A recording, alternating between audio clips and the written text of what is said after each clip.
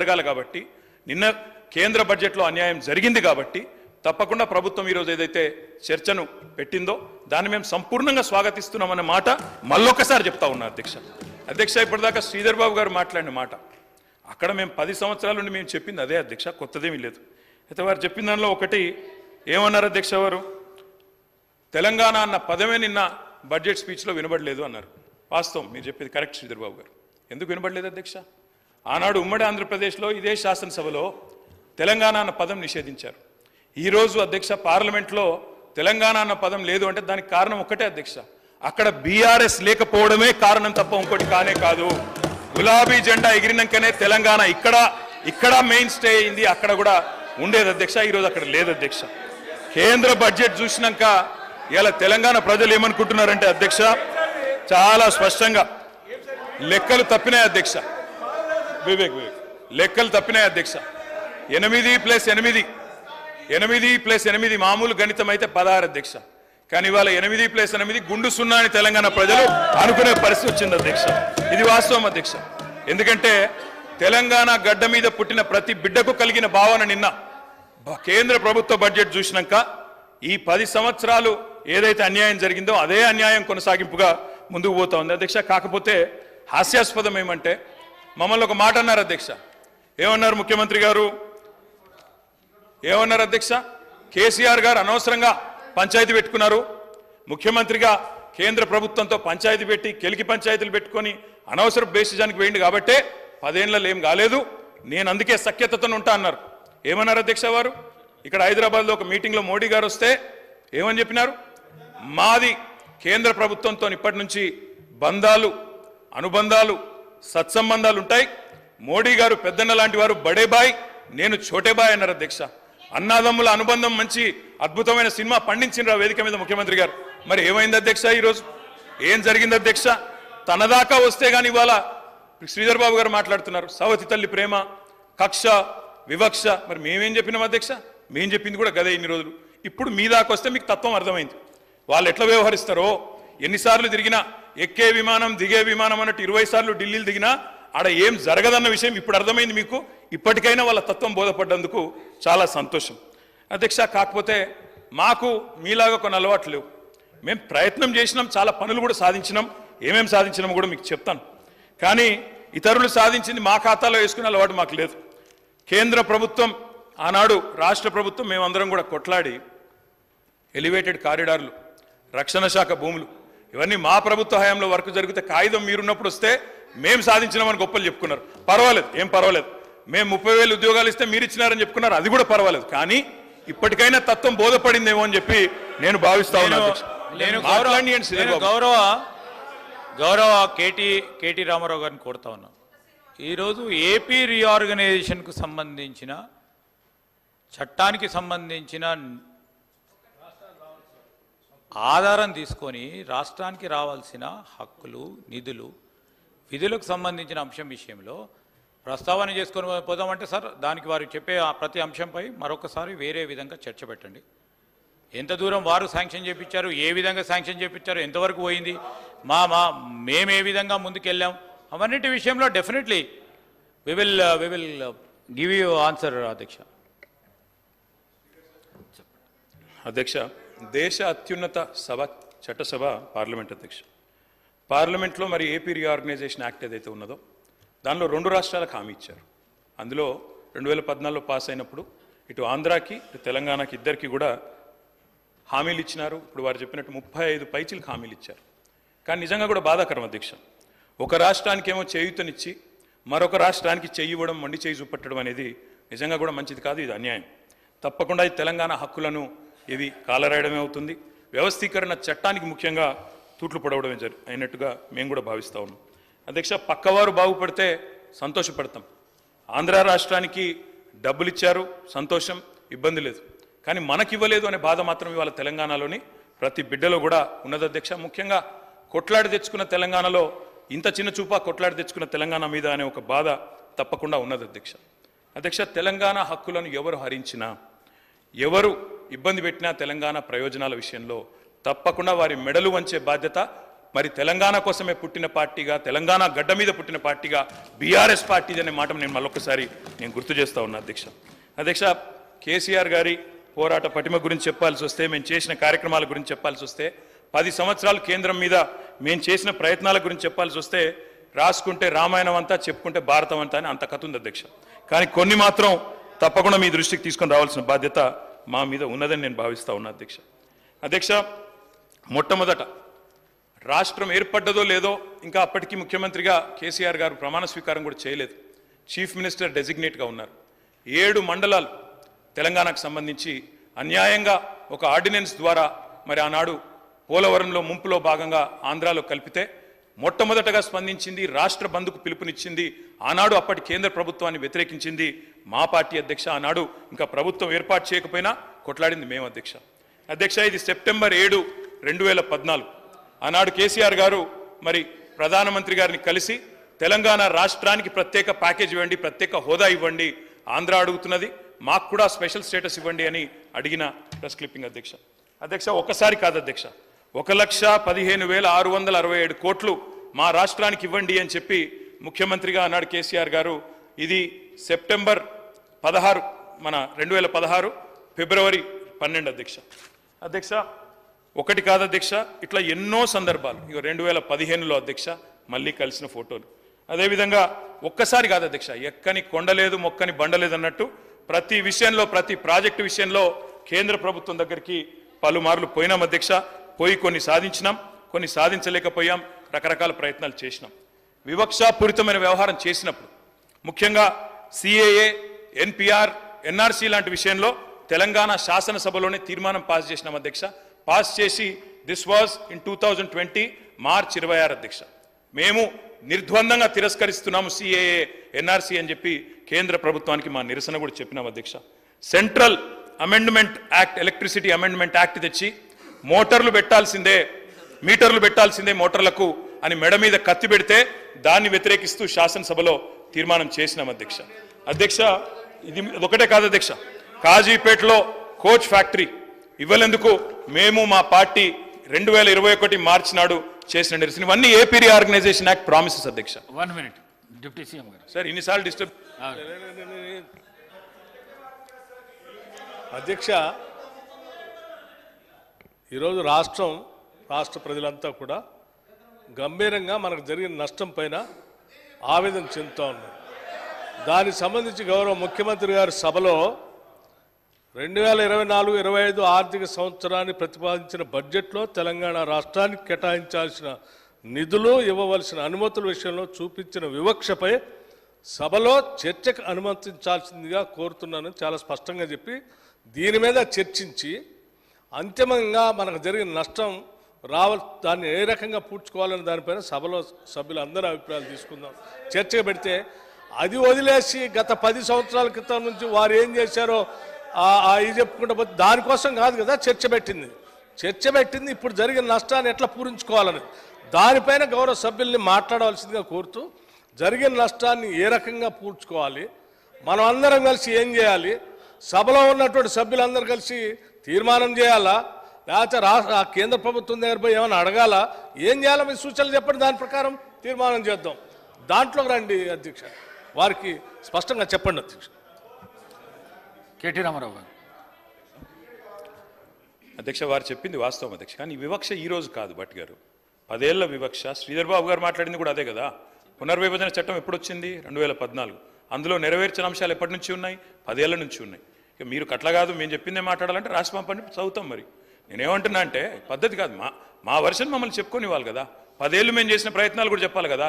7 ఏళ్ల కింద పుట్టలేదు కదా తెలంగాణ, 7 నెలల కింద కాదు కదా, 10 ఏళ్ల కింద పోరాటాలతో పుట్టింది అధ్యక్ష. ఒకటి కాదు, ఎన్ని పెండింగ్ ఇష్యూస్ ఎన్నిసార్లు పరిశీలి చేసినామంటే లెక్కలేదు అధ్యక్ష. చివరికి ఓబీసీ సెన్సస్ కావాలి అని స్టేట్ అసెంబ్లీలో తీర్మానం చేసి పంపాం. అది మాత్రమే కాదు అధ్యక్ష, ఎన్నో రకాల విషయాల్లో ఆఖరికి వ్యవసాయ చట్టాలు కేంద్ర ప్రభుత్వం రైతులకు వ్యతిరేకంగా తెస్తే ఇది మా పార్లమెంట్ సభ్యులు మొత్తంగా పార్లమెంట్లో ప్రొటెస్ట్ చేసింది అధ్యక్ష. కేటీఆర్ గారు ఏమంటే నేను తప్పు మాట్లాడుతున్నాను సరే, ఇబ్బంది ఉందా? బీజేపీకి వ్యతిరేకంగా మాట్లాడితే మీకెందుకు సార్ ఇబ్బంది, వాళ్ళకెందుకు ఇబ్బంది నాకు అర్థం కాదు.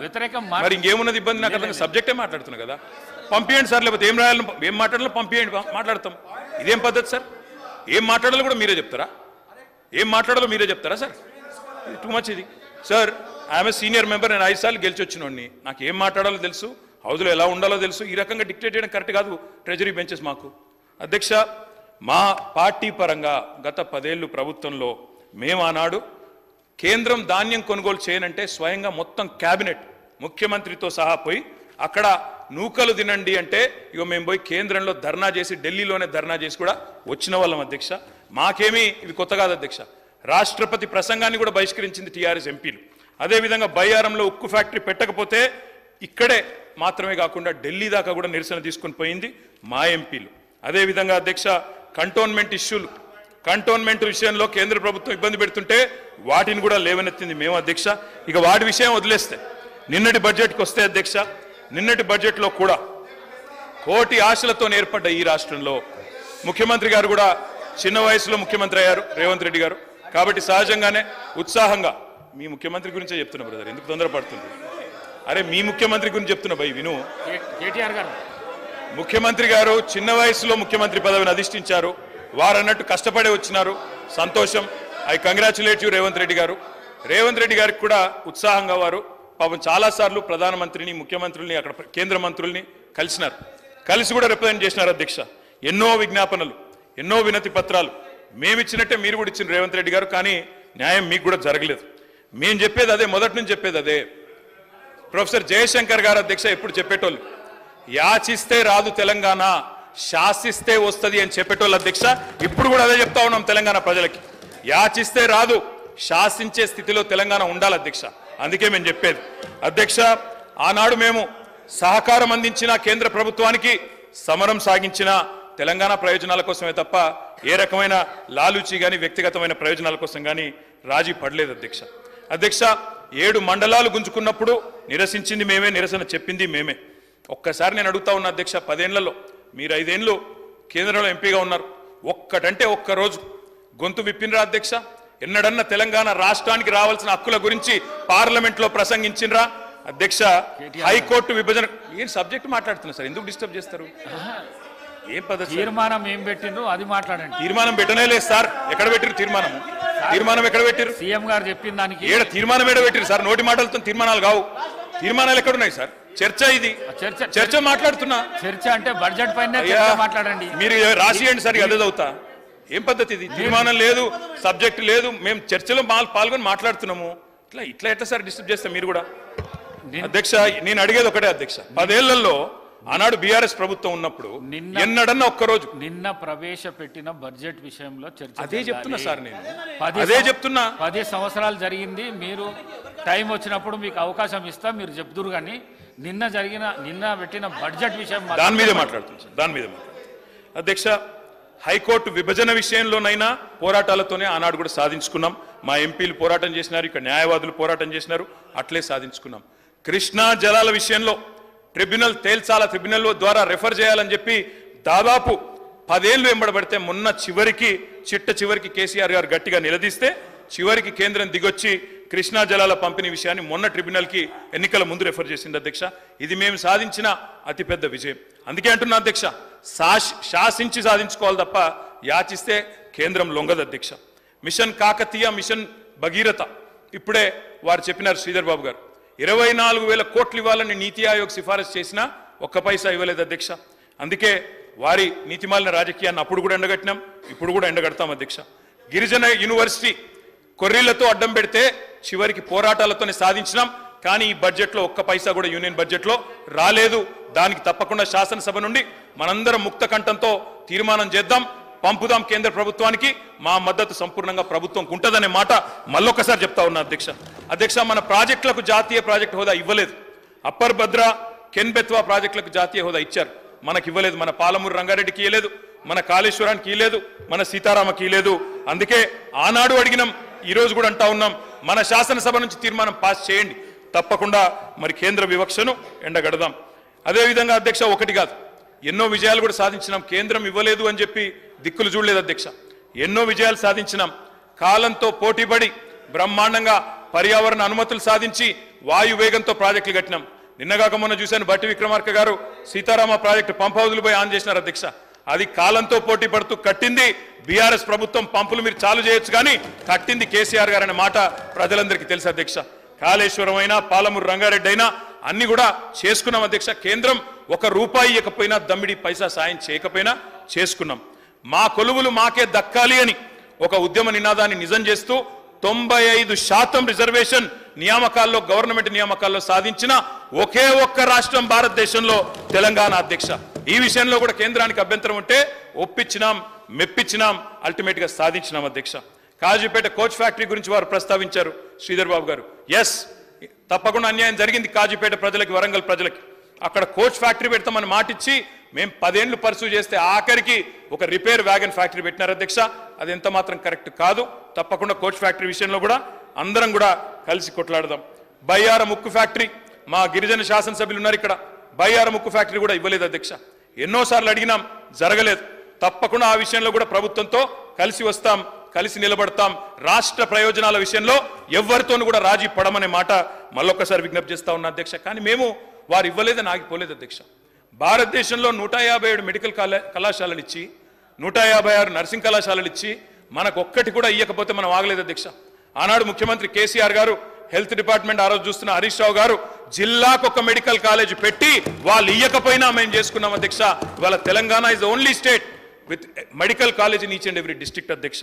వాళ్ళు నవోదయ పాఠశాలలు ఇవ్వలేదు. శ్రీధర్ బాబు గారు కరెక్ట్గా చెప్పారు, కేంద్ర విద్యాలయాలు ఇవ్వలేదు, నవోదయ పాఠశాలలు ఇవ్వలేదు. ఇవ్వకపోతే మేము ఊకోలేదు అధ్యక్ష. ఒకవైపు కొట్లాడినాం, మరొక వైపు 1000 గురుకుల పాఠశాలలు కూడా పెట్టి హైయెస్ట్ నెంబర్ ఆఫ్ రెసిడెన్షియల్ పాఠశాలలు పెట్టిన ఒకే ఒక్క రాష్ట్రం తెలంగాణ అధ్యక్ష.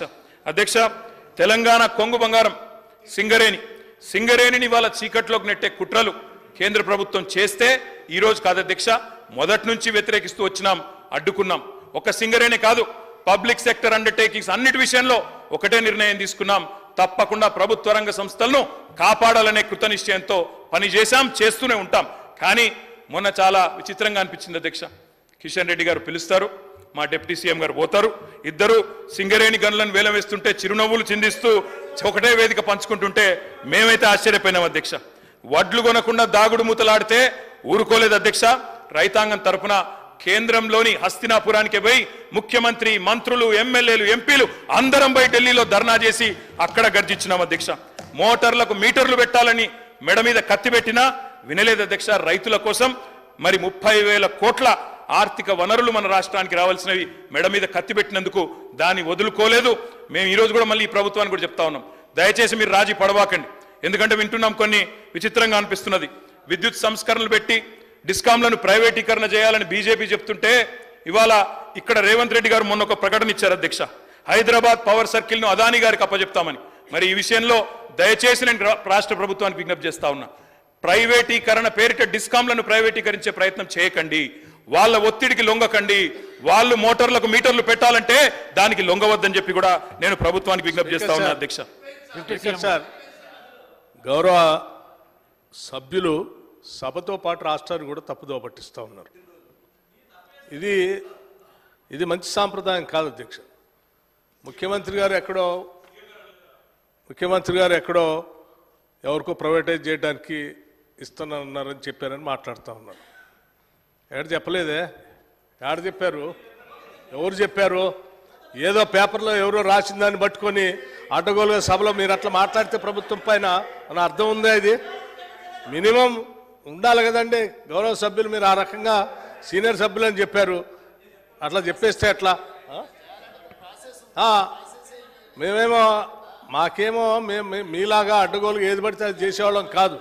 రాష్ట్ర ప్రయోజనాలే మాకు ముఖ్యం. మీరు ఇప్పుడు ఏదో మాట కూడా అన్నారు, ఖండించడం కాదు, అంటే లేని అంశాలని మాట్లాడి తప్పుదో పట్టించేస్తాం, మీరు ఖండించండి అని చెప్తే అది న్యాయం ఎట్లా వచ్చిందండి? అది కరెక్ట్ కాదు కదా. ఒకటి నెంబర్ 1. నెంబర్ 2, మీరు సింగరేణి కాలనీస్ గురించి కూడా ఏదో మాట్లాడారు, ఆక్షన్స్ గురించి. దానికి సంబంధించి డెఫినెట్గా ఎస్, మేము రెడీగా ఉన్నాం, దాని మీద చర్చకి సిద్ధమే. ఏదైనా ఒకరోజు షార్ట్ డిస్కషన్ తీసుకొని మాట్లాడదాం.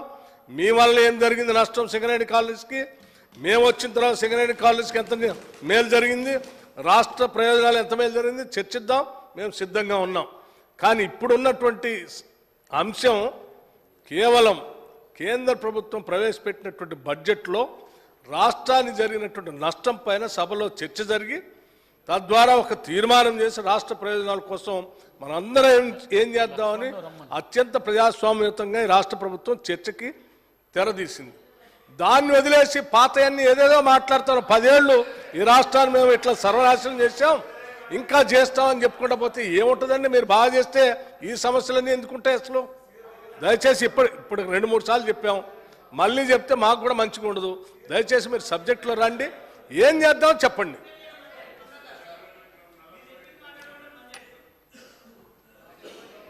కేటీ రామారావు గారు. అధ్యక్ష, వారు ఇంత ఆవేశం ఎందుకు పడ్డారో బట్టి గారు మామూలుగా అయితే ఆవేశం రాదు ఆయనకి, ఇది ఎందుకు బాగా ఆవేశపడుతున్నారు బట్టన్న? నేను వారికి ఒకటే అధ్యక్ష, వాళ్ళేమో సింగరేణి బొగ్గుగన్ల ఆక్షన్ పెడతామని వాళ్ళు పిలుస్తారు, వీరేమో పోయి వేదిక పంచుకుంటారు. ఆ మాట నేను ప్రస్తావిస్తే వారికి కోపం వస్తుంది. ముఖ్యమంత్రి గారు స్వయంగా అదానికి ఇస్తా అని చెప్తారు. ఎలక్ట్రిసిటీ డిపార్ట్మెంట్ మీరు చూస్తున్నారు బట్టి గారు, మీరు తెలుసుకోండి. మీ సదర్న్ డిస్కమ్ ఏదైతే ఉందో, ఎస్పీడీసీఎల్ ఏదైతే ఉందో పిలుచుకోండి. మన ఓల్డ్ సిటీలో గొడవలు అయినాయా లేవా? బిల్లు కనెక్షన్కి పోతే అదానీ మనుషులు వచ్చినారని చెప్పి ఇంటెలిజెన్స్ రిపోర్ట్ ముఖ్యమంత్రి గారికి రోజు వస్తుంది. తెలుసుకోండి, గొడవలు అవుతున్నాయా లేవో తెలుసుకోండి. ఓల్డ్ సిటీ శాసనసభ్యులతో మీటింగ్ పెట్టండి, వారి భయాలు తప్పని చెప్పండి. అంతేగాని మా మీద ఎదురుదాడి చేస్తే ఏమొస్తుంది? అయ్యా, ఇప్పుడు మేము ఏమన్నా తప్పులు చేసింటే, పొరపాట్లు చేసింటే దానికే కదా మమ్మల్ని శిక్షించి ఇక్కడ కూర్చోబెట్టారు. ఇప్పుడు మీరు సరిగ్గా చేయండి. మేమేమంటున్నాము? డిస్కామ్లు ప్రైవేటీకరణ చెయ్యము అని కుండబద్దలు కొడుతూ ముఖ్యమంత్రి గారు మీరు స్టేట్మెంట్ ఇవ్వండి. అదానికి అప్పచెప్పము అని స్టేట్మెంట్ ఇవ్వండి. అదానికి బెదరము అని స్టేట్మెంట్ ఇవ్వండి. అది ఎందుకు మాట్లాడట్లేదు మీరు? ఎందుకు భయపడుతున్నారు? ఎవరి కోసం భయపడుతున్నారు? మళ్ళీ ఎదురుదాడి ఎందుకు దాని మీద? దయచేసి నేను మిమ్మల్ని కోరేది ఒకటే, మేము ఆనాడైనా ఈనాడైనా పబ్లిక్ సెక్టర్ అండర్టేకింగ్స్ విషయంలో we have abundant clarity. Hyderabad metro విషయంలో కూడా ఇవాళ ముఖ్యమంత్రి గారే మున్సిపల్ డిపార్ట్మెంట్ చూస్తున్నారు. హైదరాబాద్ మెట్రో విషయంలో కూడా కేంద్ర ప్రభుత్వ సహకారాన్ని అడిగినాం, ఎన్నడూ రాకపోయినా మేము ఆగలేదు. మేము దాదాపుగా 415 కిలోమీటర్ల మెట్రో ఎక్స్పాన్షన్ ప్లాన్ చేశాం. ఎయిర్పోర్ట్ ఎక్స్ప్రెస్ది నిజానికి టెండర్ కూడా ఫైనల్ చేశాం. సరే, వారు రద్దు చేశారు, వారి ఇష్టం. ప్రభుత్వం వారిది, వారి ఇష్టం. ప్రజలు అల్టిమేట్గా వారు సమాధానం చెప్తారు. అధ్యక్ష, ఒక్క ప్రయత్నం కాదు అధ్యక్ష, ఎన్నో ప్రయత్నాలు చేసి ఎన్ని ఆంక్షలు పెట్టినా, ఆర్థికంగా ఇబ్బందులు పెట్టినా గత 10 ఏళ్లలో తెలంగాణ రాష్ట్రాన్ని బ్రహ్మాండంగా భారతదేశంలోనే అగ్రగామిగా నిలబెట్టాం. కానీ బాధ ఎక్కడ అనిపిస్తుంది అంటే అధ్యక్ష, వాళ్ళేమో డబ్బులు ఇవ్వరు, వాళ్ళు సతాయిస్తారు. మీరేమో ఇవాళ రాష్ట్రంలో పదవుల్లో కూర్చొని ముఖ్యమంత్రిగా మంత్రిగా ఉండి రాష్ట్రం మీద నిందలేసే విధంగా మాట్లాడితే అప్పు ఎక్కడ పుడుతుంది? కొత్త పెట్టుబడులు ఎక్కడి నుంచి వస్తాయి అధ్యక్ష? బ్రహ్మాండంగా ఉన్న రాష్ట్రాన్ని దివాలా తీసింది, ఇన్ని వేల కోట్ల అప్పు, ఇంత కడుతున్నా అంత కడుతున్నా అని స్వయంగా ప్రభుత్వ పెద్దలే మాట్లాడితే రేపు ఎవరైనా వస్తారా అధ్యక్ష మన దగ్గరికి? దయచేసి నేను మిమ్మల్ని కోరేది ఒకటే అధ్యక్ష, గౌరవ సభ్యులకి కేంద్ర ప్రభుత్వం, భారతీయ జనతా పార్టీ నాయకత్వంలో కేంద్ర ప్రభుత్వం నిన్న ప్రవేశపెట్టినటువంటి బడ్జెట్లో ఈ రాష్ట్రానికి చేసినటువంటి అన్యాయం గురించి మాట్లాడటానికి సిద్ధంగా లేరు. వారు దాని గురించి మాట్లాడితే కేంద్ర ప్రభుత్వానికి ఎక్కడ కోపం వస్తుందో, లేకపోతే భారతీయ జనతా పార్టీకి ఎక్కడ కోపం వస్తుందో అని అసలు అంశాన్ని పక్కన పెట్టి ఆవు కథలాగా మళ్ళీ మొదటికే వచ్చి ఈ చర్చ వదిలేపెట్టి మిగతా అన్ని మాట్లాడుతూ ఉన్నారు. ఎన్నిసార్లు అధ్యక్ష నేను విజ్ఞప్తి చేసిందో? 3 సార్లు విజ్ఞప్తి చేశాను, అయ్యా చర్చకి రండి, ఈ సబ్జెక్టు మీద మాట్లాడండి. నేను ఇదంతా వదిలేసి మళ్ళీ గతంలో చిన్నప్పుడు వినేవాళ్ళం ఆవు కథల, ఏదొచ్చినా మళ్ళీ ఆవుకి 4 కాళ్ళు ఉండు, తోక ఉండు అన్నట్టు మళ్ళీ ఆ 10 ఏళ్ళదే చెప్తున్నారు తప్ప దీని మీద మాత్రం మాట్లాడటానికి ఇష్టపడట్లేదు. దయచేసి సార్, నేను మీ ద్వారా మరొక్కసారి వారిని విజ్ఞప్తి చేస్తాను, దయచేసి ఈ సబ్జెక్టు మీద మీకు నిజంగా రాష్ట్ర ప్రయోజనాలపైన ఏమాత్రం ప్రేమ ఉన్నా, రాజకీయ ప్రయోజనాలు కాదు మాకు, రాష్ట్ర ప్రయోజనాలే మాకు ముఖ్యమైనవి. భారతీయ జనతా పార్టీతో మేము అంటగాగట్లేదు, మాకు వాళ్ళకి ఎటువంటి అండర్స్టాండింగ్ లేదు, చీకటి ఒప్పందం లేదు, రాష్ట్ర ప్రయోజనాలే మాకు ముఖ్యం. బడ్జెట్లో వాళ్ళు చేసినటువంటిది అన్యాయాన్ని ఎండగడతాం, సభ ఏ తీర్మానం చేసినా మేము సిద్ధంగా ఉంటామని చెప్తా అంటేనేమో చెప్పండి, లేదు వాళ్ళు చేసింది కరెక్టే, వాళ్ళతో పాటు మా పార్టీని కూడా అందులో విలీనం చేస్తాం, మేము అంతా కరెక్ట్ చేసామని మీరు ముందు పోదామని చెప్పి దాని మీద మాట్లాడకుండా పాత కథని ఆవు కథని చెప్తా అంటే గౌరవ సభాపతి గారిని కోరుతాను, ఇంకో సభ్యులైనా మాట్లాడించండి, కనీసం రాష్ట్రానికి న్యాయమైన జరుగుతుంది. అధ్యక్ష కేటీ రామారావు గారు కన్క్లూడ్ చేయండి, సబ్జెక్టే మాట్లాడండి. ఎందుకు సార్ భయం అవుతుందా? వాళ్ళకు భయం అవుతుందా? అదాని గురించి మాట్లాడితే భయం అవుతుందా? ఎవరి గురించి మాట్లాడితే భయం అవుతుందా? అంతగానం ఎందుకు భయపడుతున్నారు సార్? కంక్లూడ్ ఎందుకు చేయాలి సార్? ఇంత ఇంపార్టెంట్ సబ్జెక్టు ఎంతమంది డిస్టర్బ్ చేస్తారు? ఎంతమంది డిస్టర్బ్ చేస్తారు దాని మినిస్టర్ విషయంలో మళ్ళా వేరే రూపంలో రండి, సమాధానం చెప్తాం. అధ్యక్ష నిజంగా వారి వారి వారి వ్యవహారం చూస్తూ ఉంటే ఇంకా ప్రతిపక్షంలో ఉన్నట్టే ఉంది అధ్యక్ష. నాకైతే ఆ గొంతులు దించుకోవడాలు, ఆగమాగం లేచి మాట్లాడు. ముఖ్యమంత్రి గారు చాలా సంయమనంతో ఉండాలి. వారే రన్నింగ్ కామెంటరీ చేస్తున్నారు. నేను వారికి ఒకటే చెప్తా ఉన్నా అధ్యక్ష, వారు ఓన్లీ బడ్జెట్ కన్ఫైన్ అయ్యి మాట్లాడమని వారే అంటారు. ఏదో చీకటి ఒప్పందాలని ముఖ్యమంత్రి గారు మాట్లాడతారు, విలీనాలని ఉప ముఖ్యమంత్రి గారు మాట్లాడతారు. మీ ఇద్దరికి నేను స్పష్టంగా చెప్తా ఉన్నా, ఈ వేదిక ద్వారా చెప్తా ఉన్నా, ఎలాంటి చీకటి ఒప్పందాలు చేసుకోవాల్సిన దౌర్భాగ్యం మాకు లేదు. ముమ్మాటికి తెలంగాణ ప్రజల పక్షాన బ్రహ్మాండంగా ఇక్కడే ఉంటాం, గొంతు విప్పుతాం, మిమ్మల్ని అడుగడుగున ఎండగడతాం. 6 గ్యారెంటీలు ఏవైతే ఇవాళ కేంద్ర బడ్జెట్ మీద లేకపోతే కేసీఆర్ ప్రభుత్వం మీద నెపం వేసి తప్పించుకోవాలని మీరు ఏదైతే ఇవాళ ఒక డ్రామా చేస్తున్నారో తప్పకుండా దీన్ని ఎండగడతామని మాట కూడా విజ్ఞప్తి చేస్తాం. వదిలిపెట్టం. 6 గ్యారెంటీలు అమలయ్యేదాకా వదిలిపెట్టం. ప్రజల తరపున అడుగుతూనే ఉంటాం, కడుగుతూనే ఉంటాం. ఆ విషయంలో మీరెట్టి పరిస్థితుల్లో ఆలోచన కూడా చేయాల్సిన అవసరం లేదు. అధ్యక్ష, కేంద్రం ఇయ్యలేదు అని చెప్పి మేము ఆగలే. భారతదేశంలోనే లార్జ్ స్టేట్స్లో 2014లో 12వ స్థానంలో ఉండే తలసరి ఆదాయంలో తెలంగాణ. కేంద్రం ఇయ్యకపోతే మేము ఆగలే, పని చేసుకుంటూ పోయినాం. నెంబర్ 1 స్టేట్ చేసినాం తలసరి ఆదాయంలో. రిజర్వ్ బ్యాంక్ లెక్క ఇది అధ్యక్ష. GSDP పెరుగుదలలో మన రాష్ట్రాన్ని మనమే తిట్టుకుంటే బయట ఒక దమ్మిడి కూడా పుట్టదు. మీకు అది ఆలోచించుకోండి అధ్యక్ష. కేసీఆర్ మీద కోపం ఉంటే కేసీఆర్ని తిట్టండి, రాష్ట్రాన్ని తిడితే మీకే నష్టం, నడిపేది మీరు, 5 ఏళ్ళు ఇబ్బంది పడేది మీరు. అధ్యక్ష, GSDP పెరుగుదలలో ఇవాళ గర్వంగా చెప్తున్నా అధ్యక్ష, తెలంగాణ బిడ్డగా చెప్తున్నా అధ్యక్ష.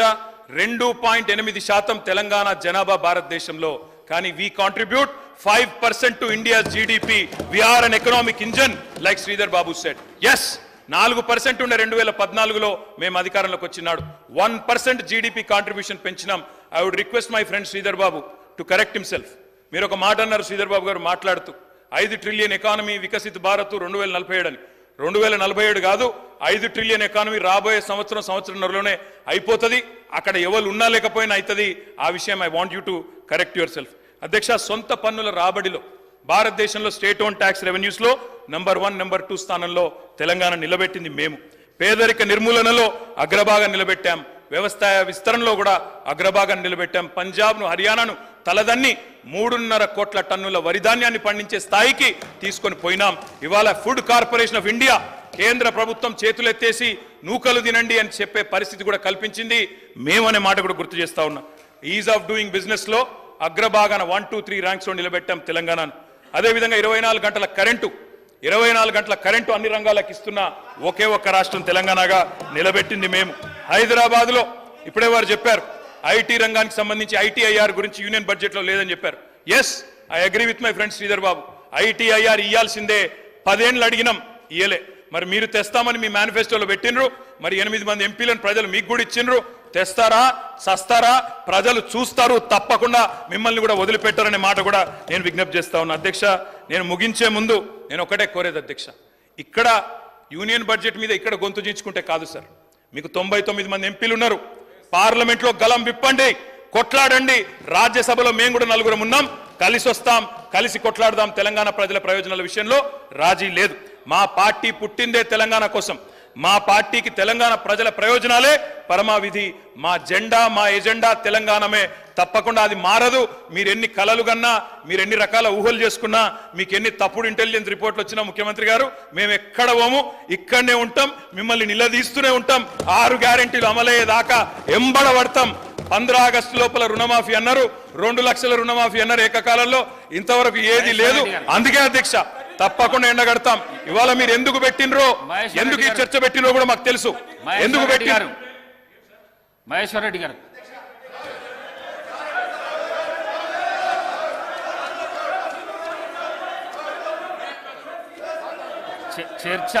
చర్చ ఏం జరుగుతున్నది? చర్చ ఏం చేయాలి? గవర్నమెంట్ మీద దుమ్మెత్తిపోయేనికి చర్చనా, లేకుంటే బడ్జెట్ మీద చర్చనా? బడ్జెట్ మీద మాట్లాడండి, బడ్జెట్ మీద మాట్లాడండి, బడ్జెట్ మీద మాట్లాడండి సార్. మీరు అవకాశం దొరికి చాలా ఆశ్చర్యంగా ఉంది, ఇది చాలా ఆశ్చర్యంగా ఉంది. మీరు first of all union budget లో మీకు మంచి అవకాశం దొరికింది మాట్లాడడానికి. బడ్జెట్ నిన్న పెట్టిన బడ్జెట్ మీద చర్చ జరగాలి. దాన్ని విడిచిపెట్టేసి మీ 10 సంవత్సరాల చరిత్రను చెప్తే ఎట్లా సార్? మీరు దానికి మళ్ళొకసారి అవకాశం ఇస్తా నేను. మీరు మాట్లాడుతురు స్పీకర్ సార్. అదాని అంబానీ చర్చ 10 సంవత్సరాలది మొత్తం చెప్తురు తప్పకుండా చెప్తాం సార్.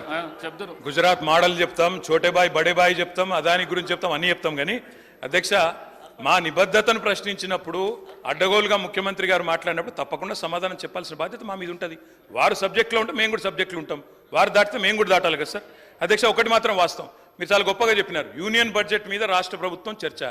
ఎక్కడ జరగాలి సార్ చర్చ? ఇది కేంద్ర ప్రభుత్వంలో, కేంద్రంలో, పార్లమెంట్లో. అక్కడ కాంగ్రెస్ ఎంపీలు గొంతిప్పాలి, కొట్లాడాలి. ఇవాళ లోక్సభలో లేరు, మాకు లేరు ఎంపీలు, వాళ్ళకున్నారు. నిన్న పంజాబ్ ఎంపీలేమో రోడ్డు ఎక్కింది సార్. అక్కడ కేంద్రంలో బడ్జెట్ పెట్టగానే అన్యాయం జరగగానే పంజాబ్ ఎంపీలు రోడ్డు ఎక్కి కొట్లాడింది. ఇవాళ మీరు ఇక్కడ ఎందుకు పెట్టినో మాకు తెలియదా? అక్కడ ఒక్క పైసా రాలేదు కాబట్టి, 21 ట్రిప్పులు వేస్ట్ అయినాయి కాబట్టి, విమానం ఖర్చులు వేస్ట్ అయినాయి కాబట్టి, ముఖం చెల్లక ప్రజల్లో ఏం సమాధానం చెప్పుకోవాలో తెలవక ఈరోజు ఇక్కడ చర్చ పెట్టి ఒక ప్రహసనంలాగా చేస్తున్నారన్న విషయం మాకు తెలియదా సార్? ప్రజలకు తెలియదా? మేము అనేది ఒకటే సార్, ఇవాళ బడేబాయ్ చోటేబాయ్ అని అన్నదమ్ముల అనుబంధం పండిస్తే ఏమొచ్చింది సార్ రాష్ట్రానికి? మేము చెప్పింది అదే కదా, మొదటి నుంచి చెప్తుంది అదే కదా. దయచేసి నేను గౌరవ ప్రభుత్వాన్ని కోరుతా ఉన్నా, మీరు ఏ రకంగా దీన్ని ముందుకు తీసుకొని పోదామంటే మన రాష్ట్రానికి జరుగుతున్న అన్యాయం విషయంలో మేము తప్పకుండా మీకు అండగా నిలబడతాం, మేము మీతో కలిసి వస్తాం.